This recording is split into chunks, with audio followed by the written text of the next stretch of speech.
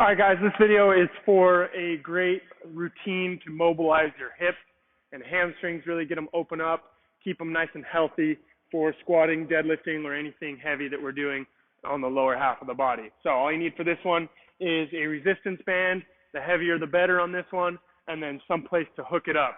Okay, so you want to hook that thing up, wrap it around that post, about the middle of your thigh here. Okay, and then first one here, we're going to step through the band and we're going to bring it up right to the crease of the hip, and I'm going to bring that same leg forward and put my hands down on either side of my foot. Now, without rocking the whole body, I just want to keep my body basically static, and I'm going to straighten my knee and bend it.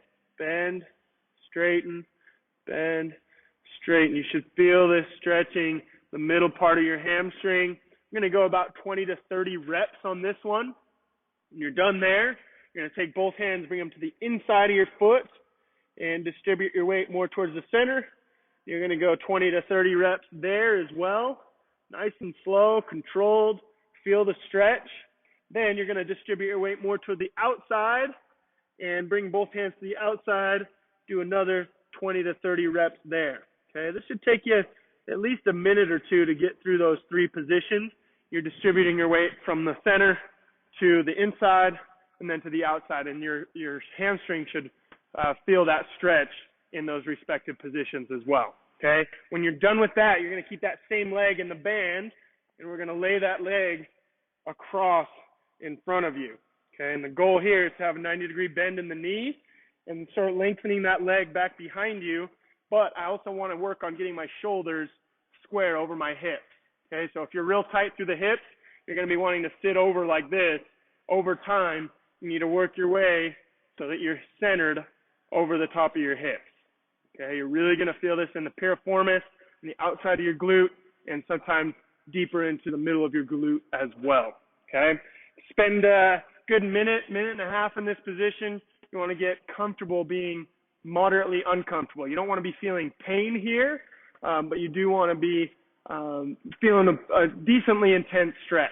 Okay, once you're done there at 90 degrees, you can bend that foot even a little bit more and work on stretching forward more. This is going to bring the stretch deeper into your glute. Okay, so you should feel it more there. Spend another minute or so here, and then you can come out of that nice and slow. Work it around a little bit, and then switch legs. You're going to do the same series on the other side. 20 to 30 reps of the hamstring flossing in each of those positions, and then drop down to that band-resisted half pigeon, and then you can tuck the knee in a little bit more for stretch deeper in the glute. Okay. After that, I'll usually go into a couple minutes each side on the couch stretch. It's a good way to hit the opposite side. We just work the hamstrings real hard. Now to get the quads, I'll go knee against the wall like this, and then other foot up. And I'm just going to work on getting nice and tall. You should feel that stretch all across the front of your leg. Could be in your hip flexor, could be mostly in your quad, depending on where you're most tight. Okay, you want to get nice and tall first. Once you can get all the way upright like this with a vertical shin against the wall, then you can work on getting your glute away from your heel. Okay, but that does require a fair amount of mobility. So if that takes you a long time to get there, don't worry about it. Just work on this. Remember, flexibility and mobility is a skill, just like anything else. It takes repetition, takes time practicing to get better at these things. Okay, so do this 2 or 3 times a week. You're going to feel a world of difference throughout your hips, hamstrings, quads, and everything, and it'll lend itself to a more powerful squat and more longevity through the sport. Okay, let's get after it.